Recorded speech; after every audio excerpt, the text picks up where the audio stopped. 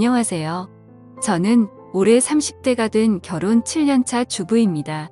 아들은 올해 5살, 딸은 3살로 눈에 넣어도 아프지 않는다는 말을 실감하고 있죠. 저는 간호대학을 나와서 동네 병원의 간호사로 일을 하고 있습니다. 아이 둘을 키우면서 남편과 맞벌이를 할 수 있었던 것은 바로 저의 엄마 때문이었죠. 남편과 결혼을 준비할 때 아이를 낳으면 저는 일을 그만두고 남편이 혼자 일을 하는 것에 대해 이야기를 하고 있었습니다. 그렇지만 그때 저는 대학을 갓 졸업해서 일을 시작한 지 겨우 6개월이 지났을 때였고, 아이가 바로 생겨서 일을 그만두게 되면 지금까지 해왔던 공부가 너무 아깝다는 생각이 들었습니다. 그래서 저희는 최대한 아이를 천천히 가지자고 이야기하였죠. 그때 저희 엄마가 반대하였습니다. 아이는 젊을 때 낳는 것이 좋다고 하시면서 엄마 집 근처로 신혼집을 마련하면 자신이 아이를 돌봐주겠다고 하였죠. 저도 그렇고 남편도 그렇고 엄마가 아이를 돌봐주면 그것만큼 마음이 편한 일이 없잖아요. 그래서 원래 제가 살던 곳에 신혼집을 장만하고 저희는 결혼을 하였습니다. 남편은 저보다 3살이 많은 직장인이었습니다. 우리는 친구의 소개로 만나서 1년 정도 연애하고 결혼을 하였지요. 남편의 아버지께서는 대학교 교수님이셨고 어머니는 일반 주부셨습니다. 대학교 교수가 돈을 얼마나 잘 버는지는 모르겠지만 그래도 꽤 풍족하게 자란 것 같았죠. 저희 결혼할 때도 시아버지께서 많이 신경을 써주셔서 신혼집도 장만하고 그랬거든요. 제 남편에게는 형이 한 분 있었는데 남편보다 2살이 많았습니다. 그런데 남편과는 아주 반대 성격의 사람이었죠. 남편은 공대를 나와서 졸업하고 바로 회사에 취직한 케이스였죠. 그리고 누가 봐도 성실하고 공부 잘하는 스타일이었습니다. 그에 비해 아주버님은 미술을 전공하고 1년 중 절반은 해외여행을 다니면서 자유롭게 인생을 즐기는 사람이었죠. 뚜렷한 직업 없이 디자인 의뢰가 오면 그때그때 일하시는 프리랜서였죠. 저는 좀 보수적인 성향이 있어서 그런 아주버님을 잘 이해 못하는 편이었습니다. 어쩌면 저의 이러한 성향 때문에 제 남편에게 반해서 결혼까지 한 것 같아요. 자유로운 성향의 아주버님이어서 제 남편이 저와 먼저 결혼하고 아주버님은 결혼에는 관심도 없어 보였습니다. 저희가 결혼하고 1년 뒤 저는 임신을 하게 되었죠. 시부모님에게 임신 사실을 알리자 시부모님은 너무 좋아하시면서 맛있는 것을 사주겠다고 주말에 나오라고 하셨죠. 그래서 식당을 예약하려고 하는데 시어머니께서 어른 6명으로 예약해 달라는 겁니다. 제가 의아해서 왜 6명인지 물어보자 시어머니는 아주버님이 여자친구를 데리고 와서 가족들에게 인사를 시키겠다고 하였습니다. 남편은 그 말을 듣고 많이 놀라며 말했습니다. 지금까지 형이 10명 넘게 여자 만났는데 부모님한테 처음으로 인사시키는 거야. 이거 왠지 결혼 생각도 있어 보이는데. 그래, 그러면 잘 된 거지. 아주버님도 언제까지 혼자서 저렇게 살 수는 없잖아. 빨리 짝 찾아서 결혼해야지. 주말이 되었고 저희 식구는 식당에 모였습니다. 시부모님은 저에게 수고했다면서 몸조심하라고 격려도 해주시고 기분이 너무 좋아 보이셨습니다. 그때 아주버님이 여자친구와 함께 식당으로 들어왔습니다. 그런데 아주버님의 여자친구를 보자마자 저는 너무 놀라고 말았죠. 그 여자친구는 바로 저의 대학교 동기였습니다. 저랑 그렇게 친하지는 않았지만 서로 얼굴은 아는 사이였죠. 저 같은 경우는 학생을 더하고 학교 생활을 좀 활발하게 한 편이었고 아주버님의 여자친구는 학교 활동도 잘 안 하는 조용한 학생이었습니다. 그런데 키도 크고 좀 마른 편이고 얼굴도 하얗고 예쁘기 때문에 아르바이트로 쇼핑몰 모델도 한다는 소문이 있었습니다. 저는 이런 자리에서 그 친구를 만날 거라는 생각을 하지도 못했었는데 세상 참 좁다는 생각이 들었습니다. 아주버님이 여자친구를 데리고 와서 저에게 인사를 시키는데 그 친구도 저를 알아보고 반갑게 인사를 하더군요. 솔직히 그렇게 반갑지는 않았지만 저도 매우 반가운 척 인사를 했습니다. 그런데 원래는 제 임신을 축하하기 위해서 모인 자리였는데 순식간에 아주버님의 여자친구를 인사시키는 자리로 바뀌어버린 것이 좀 서운해졌죠. 키를 내지 않기 위해 무진장 애를 써서 사람들은 몰랐겠죠. 인사를 했습니다. 저도 제가 마음이 임신으로 왔다는 것은 인정합니다. 그럼에도 서운한 마음이 드는 것은 제가 어떻게 할 수 없는 일이었습니다. 그리고 저보다는 제 뱃속에 있는 아이가 잊혀진 것 같아 더 서운한 느낌이 들었죠. 집으로 돌아가서 저는 대학교 친구에게 전화를 했습니다. 그리고 식당에서 있었던 일을 이야기했죠. 친구는 놀라면서 말했습니다. 걔 있잖아. 남자 소문 엄청 안 좋잖아. 진짜 난 모르는데 학교에서 만나는 사람 없었던 걸로 아는데 학교에서는 없었지. 그런데 걔 쇼핑몰 모델 했었잖아. 그러면서 유부남 사진 기사랑 바람도 났었다고 그러고 남자 모델들하고 엄청 만나고 다녔대. 그리고 홍대 클럽 가면 걔 모르는 사람 없다고 그러더라. 이내 아주버님한테 조심하시라고 전해드려. 저는 친구의 말을 듣자 예전 학교에 떠돌던 소문들이 기억났습니다. 어떤 교수와 사귄다는 소문도 있었고 같은 대학교 운동선수랑 사귄다는 소문도 있었죠. 저는 아주버님이랑 그 친구랑 사귀는 것이 솔직히 말해서 싫었습니다. 제가 아주버님 일에 왈가왈부할 것은 아니지만 그래도 남편의 형님인데 그런 소문 안 좋은 여자를 만난다는 것이 마음에 걸렸죠.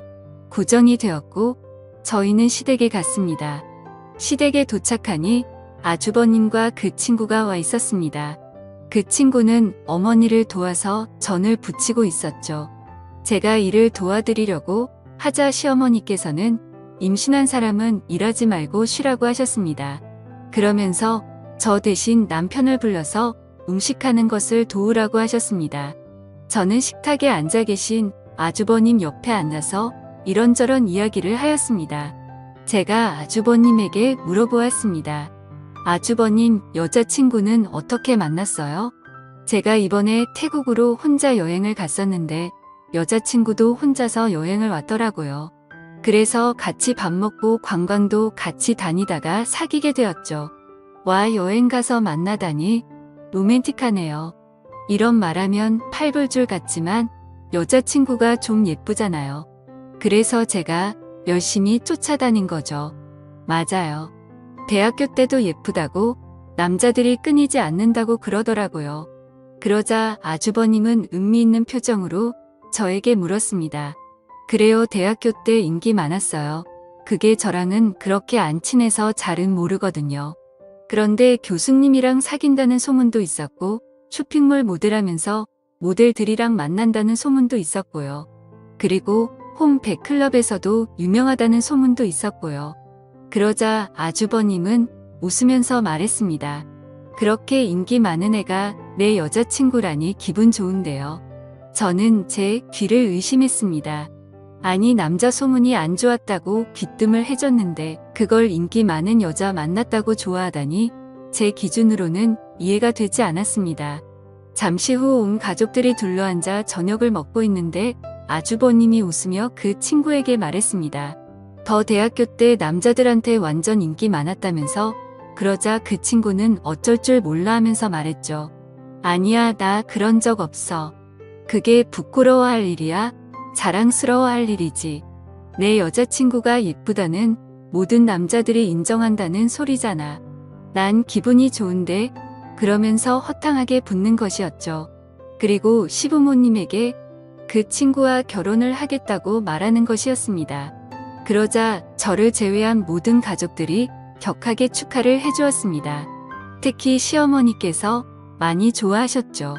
자신은 아주버님이 평생 결혼 같은 거 안 할 줄 알았다고 하시면서 그 친구의 손을 잡으시고는 계속 고맙다고 하였습니다. 저는 그 친구에게 악한 감정이 있는 것은 아니었지만 대학교 때 소문이 너무 안 좋아서 아주버님이 걱정되었습니다. 집에 돌아오는 길에 남편에게 제 심정을 이야기했습니다. 그러자 남편은 아주버님이 생각 없이 사는 것처럼 보여도 똑똑한 사람이라고 하면서 걱정하지 말라고 하였습니다. 저 역시도 제가 반대한다고 해서 이 결혼이 취소될 거라고는 절대 생각하지 않았습니다. 다만 마음 어디 한 군데가 계속 찜찜한 기분이었죠. 아주버님과 그 친구는 결국 결혼을 하였고, 그리고 한 달 뒤에 저는 출산을 하였고, 산후조리와 육아 때문에 아주버님과 형님을 만날 겨를이 없었습니다. 하루는 엄마가 아이를 봐주신다고 하면서 오랜만에 밖에 나가서 친구들과 밥이라도 먹고 오라고 하였죠. 그래서 정말 오랜만에 근처 쇼핑몰로 가서 친구들과 점심을 먹고 커피를 한잔하고 있었습니다. 그런데 난직은 실루엣이 보였습니다. 바로 제 형님이었습니다. 한껏 멋을 내고 어디론가 가는 모습이었죠. 저는 아주버님을 만나러 가나 생각하고 있었는데 어느 젊은 남자를 만나는 것이었습니다. 그리고 함께 레스토랑으로 들어갔습니다. 그리고 며칠 후 저희 시댁 식구들이 다 모일 일이 있어서 남편과 시댁으로 갔습니다. 다들 모여서 이야기를 하고 있다가 제가 형님에게 물었습니다. 얼마 전에 쇼핑몰 오지 않았어요? 그러자 형님은 아무렇지 않게 말을 했습니다.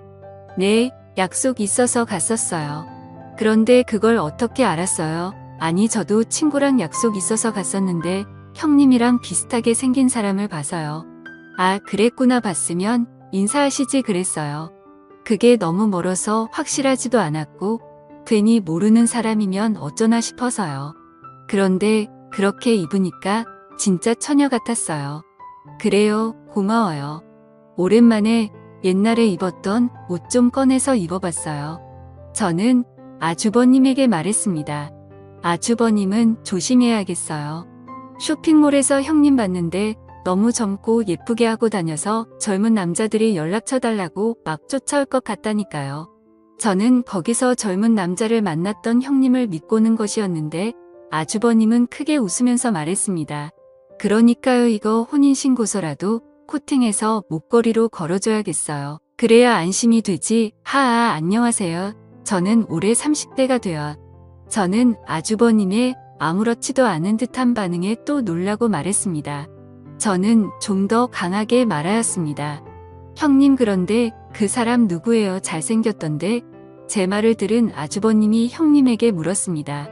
뭐야, 그날 가서 남자 만났어. 그러자 형님은 당당하게 말했습니다.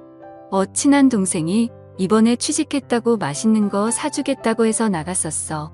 그러자 아주버님은 형님에게 말했습니다.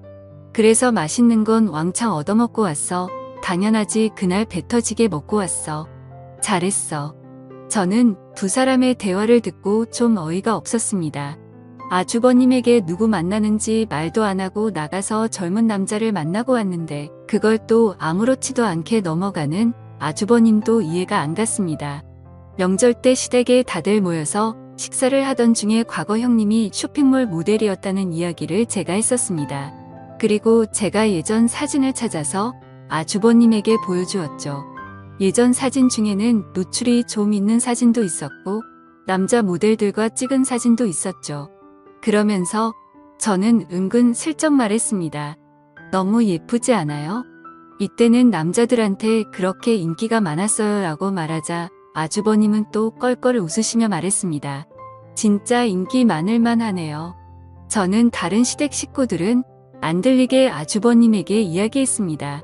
아주버님, 이런 사진 찍는 거나 남자한테 인기 많았다는 거 아무렇지도 않아요. 그러자 아주버님은 별일 아니라는 식으로 이야기했습니다. 어렸을 때 이 사람 저 사람 만나봐 야지 나중에 실수하지 않는 거라고 생각해요. 그리고 대학교 때 면접 만나기 전이잖아요. 저랑 만나고 나서 잘하면 됐지 이전에 어땠는지는 별로 신경 안 써요. 저는 그날 이후로는 아주버님과 형님에 대해서 아무 말도 하지 않았습니다. 아주버님이 저렇게 생각하는데 제가 말을 꺼내봤자 무슨 의미가 있게 그렇지만 형님의 과거가 신경 쓰이는 것은 어쩔 수 없었습니다. 오지랖이라고 할 수도 있겠지만 아주버님도 가족인데 신경 안 쓰는 것도 도리가 아닌 것 같았고 그냥 혼자서 스트레스 받으며 지내고 있었죠.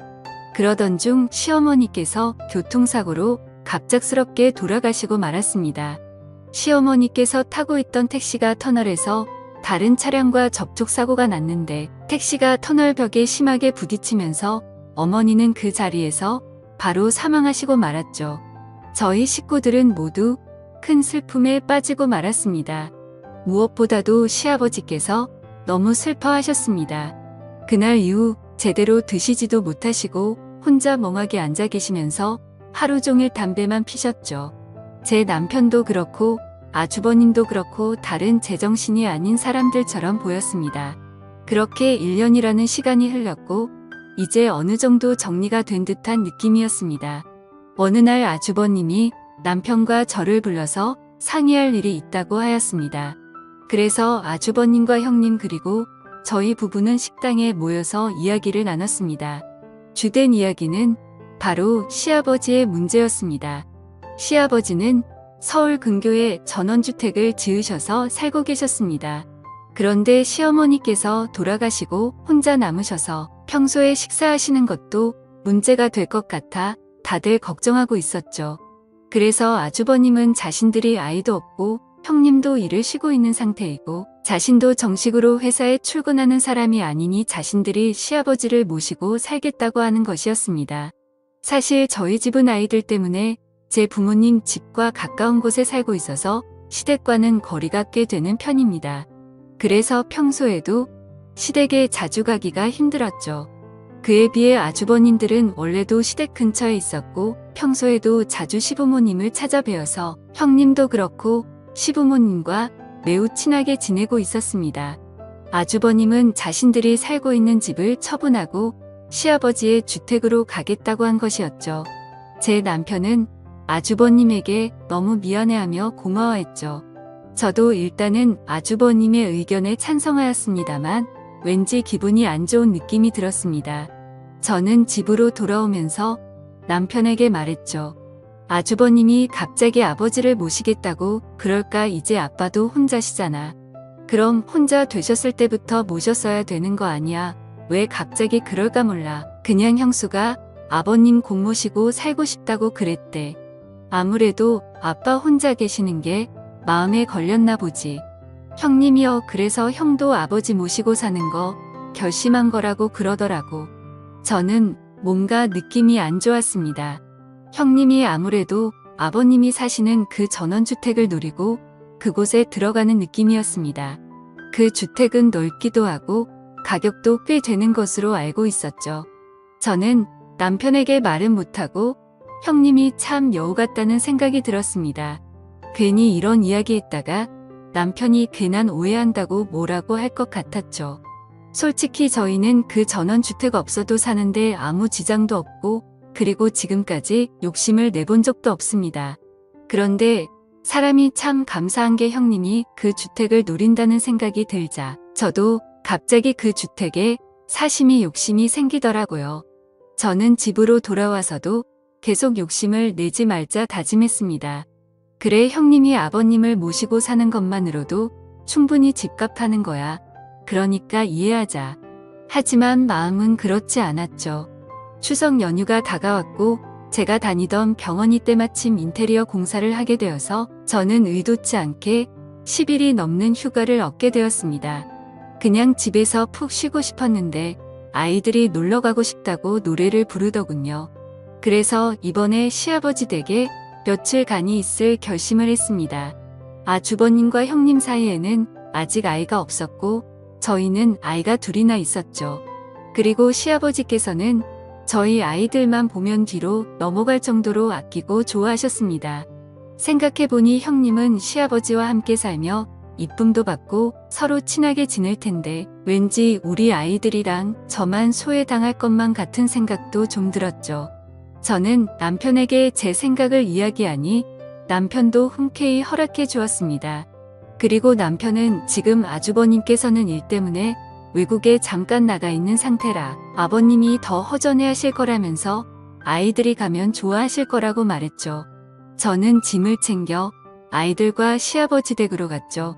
저희가 가자 시아버지와 형님은 너무 좋아하더라고요. 아이들도 시골의 좋은 공기를 마시면서 마당에서 시아버지와 함께 놀며 즐거운 시간을 보냈습니다.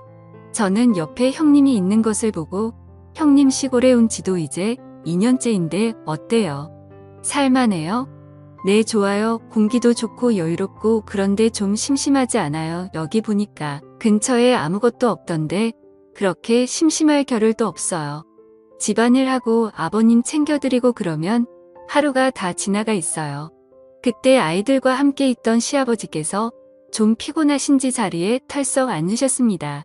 그러자 형님은 급하게 시아버지에게 달려갔고 시아버지를 부축하였습니다. 그리고 시아버지는 그런 형님이 고마운지 형님의 손을 꼭 잡고 일어나셔서 형님의 어깨를 토닥여 주셨죠. 저는 속으로 두 사람이 함께 살면서 많이 친해졌구나 하고 생각했습니다. 그날 밤 저는 아이들과 함께 있다가 초저녁에 잠이 들었습니다. 그래서 밤 10시쯤에 눈을 떴습니다. 다들 잠을 자는지 밖은 조용했지요. 저는 물을 마시려고 거실로 나왔는데 시아버지 방에서 이상한 소리가 들리는 것이었습니다. 저는 시아버지 방문에 귀를 가까이 가져갔습니다. 그러자 시아버지의 거친 숨소리가 들려왔습니다. 저는 너무 놀라서 하마터면 들고 있던 물컵을 떨어뜨릴 뻔했죠. 저는 심호흡을 하고 다시 귀를 가까이 댔습니다. 분명 시아버지의 거친 숨소리가 들렸습니다. 정확하진 않아도 소리를 참는 듯한 소리였죠. 그리고 얼마 뒤 그 소리는 사라졌습니다. 그리고 뒤이어 들려오는 또 하나의 숨소리가 있었죠. 그것은 여성의 가는 한숨 소리였습니다. 그리고 여성의 목소리가 들렸습니다. 그 목소리는 바로 형님의 목소리였습니다. 아버님, 아무래도 동서랑 조카들이 와서 지금 시간에는 힘들 것 같아요. 내일부터는 1시간 정도 뒤에 올게요. 조금만 참으세요. 아셨죠? 그래, 우리 세아가 없었으면 어쩔 뻔했니? 아니에요. 제가 좋아서 이러는 건데요. 저는 그들의 대화를 듣고 심장이 떨어지는 듯한 느낌이었습니다. 그리고 달그락거리는 소리가 들려서 저는 얼른 아이들이 있는 방으로 들어왔습니다. 시아버지와 형님의 신음소리와 그들의 대화까지 저는 이 사실을 믿을 수 없었습니다. 저는 한 번 더 사실을 확인해야겠다는 생각이 들었죠. 다음 날 저는 아이들을 모두 재워놓고 저도 자겠다고 인사를 드리고 방으로 들어갔습니다. 그리고 저의 모든 신경은 거실로 향해 있었죠. 밖에서 인기척이 들리고 방문이 열리고 닫히는 소리가 들렸습니다. 저는 몰래 나와서 시아버지 방 앞에 서서 방문에 귀를 댔습니다. 그리고 그 안에서 어김없이 시아버지의 신음소리가 들렸죠. 이건 분명했습니다. 게다가 형님은 예전부터 남자 관계가 좋지 않았다는 소문이 많았죠. 아니 땐 굴뚝에 연기 나지 않는다는 옛말도 있었고 사람은 고쳐 쓰는 것이 아니라는 말도 생각이 났습니다. 그렇지만 아무리 남자가 궁해도 시아버지와 저런 관계를 맺다니 저는 너무나 큰 충격에 빠졌죠. 저는 마음을 단호하게 먹고 형님에게 따지기로 마음먹었습니다. 저는 식탁에 앉아서 형님이 나오기를 기다렸습니다. 잠시 뒤에 형님은 자그마한 가방을 들고 시아버지 방에서 나왔습니다. 그리고 식탁에 불이 켜져 있는 것을 보고는 화들짝 놀랐죠. 저는 형님에게 차갑게 말했습니다. 잠깐 저랑 말 좀 해요. 그러자 형님은 알겠다고 하면서 식탁에 앉았습니다. 저는 단도직입적으로 물었습니다. 이 야심한 밤에 아버님 방에서 뭐 하고 있었던 거예요? 형님은 아무 말도 못하고 고개를 숙였습니다. 저는 말을 이어갔습니다. 아니, 왜 아무 말도 못해요? 이러는 거 아주버님은 알고 계세요? 네, 그이는 알고 있죠. 그리고 그이가 부탁한 일이기도 하고요. 저는 그 말을 듣고 너무 놀랐습니다. 뭐라고요? 아주버님이 부탁을 했다고요? 아니 세상에 어떻게, 아마 도련님이었어도 그랬을 거예요. 그러니까 너무 뭐라고 하지 마세요. 저는 그 말이 더욱 어이가 없었습니다. 뭐라고요? 내 남편이어도 그랬다고요? 그러자 형님은 담담히 말했죠. 네. 동서도 나랑 같이 간호학과 나왔고 지금도 간호사로 일하고 있으니까 동서도 할 수 있는 일이죠. 저는 그 말을 듣고 좀 당황스러웠습니다. 그게 무슨 말이에요? 간호사랑 그거랑 무슨 상관이에요? 그러자 형님은 모든 사실을 털어놓았습니다. 사실 시어머님이 돌아가시고 아주버님께서 시아버지를 모시고 살고 싶어 냈는데 시아버님이 급구 사양해서 함께 살지 못했다고 합니다. 그 스트레스 때문인지 건강이 많이 안 좋아지시더니 결국엔 급성으로 당뇨병에 걸리셨고 인슐린 주사를 주기적으로 맞아야 한다고 하였죠. 시아버지께서는 저와 남편이 걱정할까봐 말을 안 하셨고 형님과 아주버님이 함께 살면서 시아버지를 돌보고 있었던 것이었습니다. 저는 형님의 말을 듣고 이상한 생각을 한 제 자신이 너무 부끄러웠습니다. 저는 형님에게 오해해서 미안하다고 하며 제가 그동안 형님을 나쁘게 생각했었다고 고백을 했죠. 그러자 형님은 웃으며 말했습니다. 저도 제가 소문이 이상하게 난 거 알고 있어요. 그리고 동서가 저 별로 좋아하지 않는 것도 알고 있었고요. 그런데 언젠가 동서도 진실을 알겠지 하고 생각했어요. 동서, 저 그렇게 나쁜 사람 아니에요. 그리고 20살 때 처음 동서를 봤을 때부터 동서랑 친하게 지내고 싶었어요. 이제 10년이 훌쩍 지났지만 앞으로 친구처럼 지내요. 네, 저는 형님이 이렇게 마음이 넓은 사람인 줄 이제야 알게 되었습니다. 그리고 편협하게 형님을 생각했던 제 자신의 후회 있죠. 저는 형님에게 말했습니다. 네, 앞으로 우리 친하게 지내요. 그리고 저도 주말에 와서 아버님 챙길 테니까 아주버님이랑 주말에 놀러도 가고 그러세요. 저도 이 집 며느리인데 이런 일은 함께 해야죠. 그렇게 저에게는 또 하나의 가족과 가장 친한 친구가 생겼습니다. 지금까지 제 사연을 들어주셔서 감사합니다.